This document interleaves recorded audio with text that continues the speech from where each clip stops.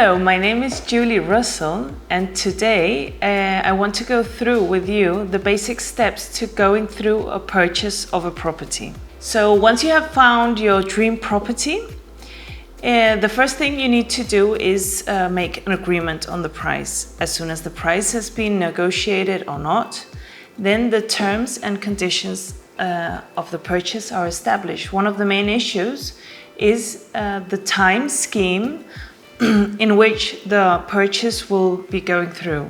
So as soon as this has been talked about with the seller and the buyer, then we need to write a reservation contract. In the reservation contract, the first thing we need to do is obtain a nota simple from the land registry. So this is the latest information from the land registry office that we receive telematically, and there it will show us the current ownership of the property, and as well we will also be able to see if it is free of liens and encumbrances. As soon as we have this information and we have the kind of like the DNA of the property, we can write the reservation contract. On the reservation contract, a 10% deposit is paid. This 10% deposit normally is sent to the seller's account. In some cases, it can also be sent to a legal representative of the owner, normally of the seller, or of the buyer of the property. A maximum date for the purchase and for going to the notary and completing the purchase of the property is established.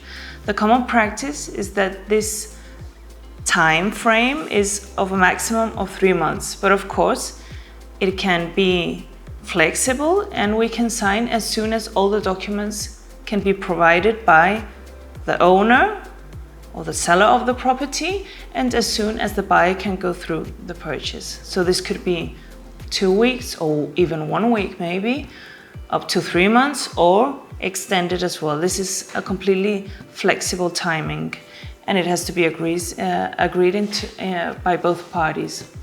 So after this has been agreed, we establish the maximum time frame. We also establish in the contract, which is already regulated by the Spanish law, is that the seller has to provide a certain amount of documents when going to the notary.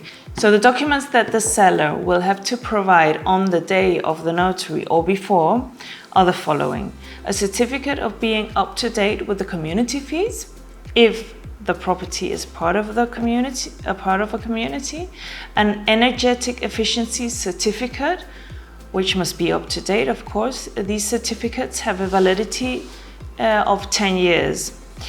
If he doesn't have, or if she doesn't have efficiency certificate up to date, then a new one can be provided by an architect. This normally has a cost of between 100 and 200 euros. Then the seller will also have to provide the latest payments of EB, which is the yearly property tax, and as well the latest payments of rubbish collection tax. When we have all these documents, then the notary will provide the second nota simple, which is the second land registry information, which is obtained on the day or 1 day before signing in the notary, just to double check that the ownership is as stated in the reservation contract, and that it is still free of liens and encumbrances. The cadastral information will also be compared with the nota simple information so that the notary can check. And when all this has been provided, then we can sign in the notary. The payment corresponding to the seller, the rest of the payment corresponding to the seller, will be paid in a bank check or bank transfer normally. When buying a property in Spain, you must take into consideration all the taxes, extra costs and fees that you will have to pay. So the most important fee or tax that you will have to pay in the Canary Islands is the transmission tax, which is 6.5%.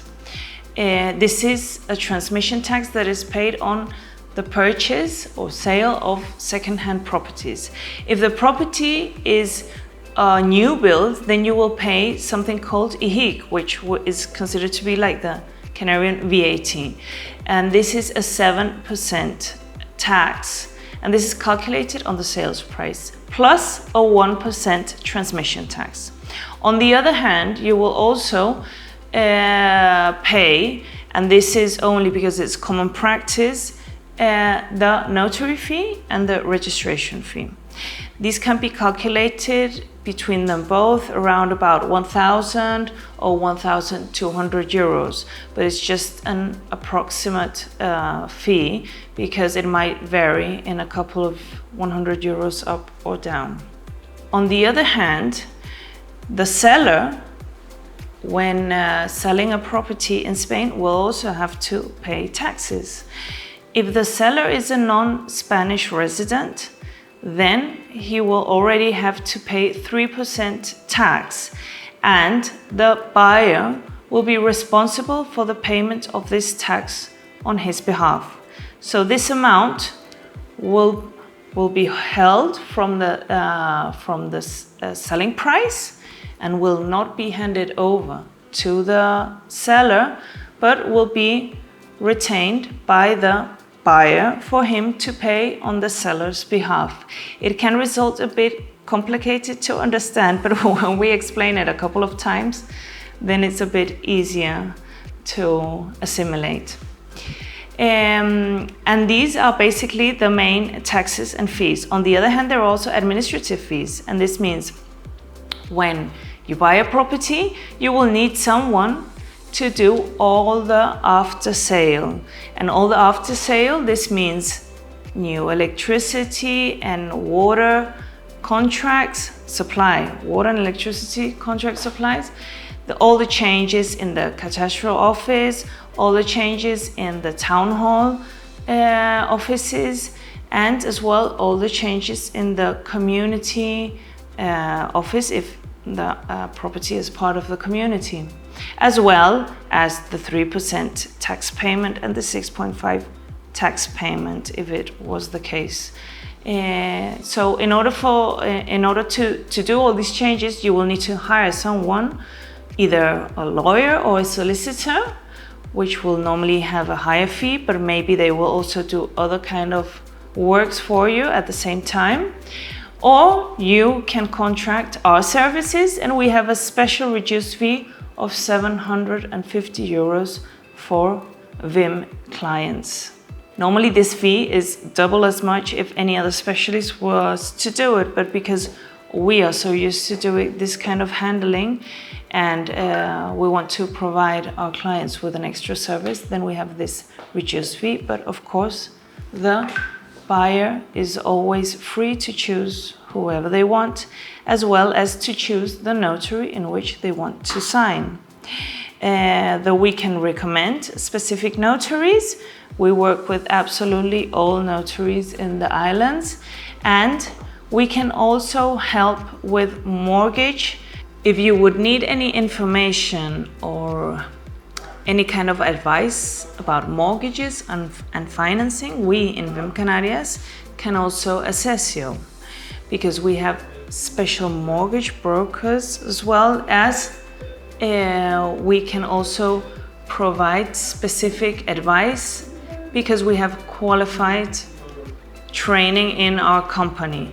And the recent mortgage law in Spain says that only specialized trained people can give this kind of advice with specific courses. So you can feel completely in good hands and with all the best advice in the world, because we have all the departments that can supply you with all this kind of good recommendations. So I hope this information has been useful.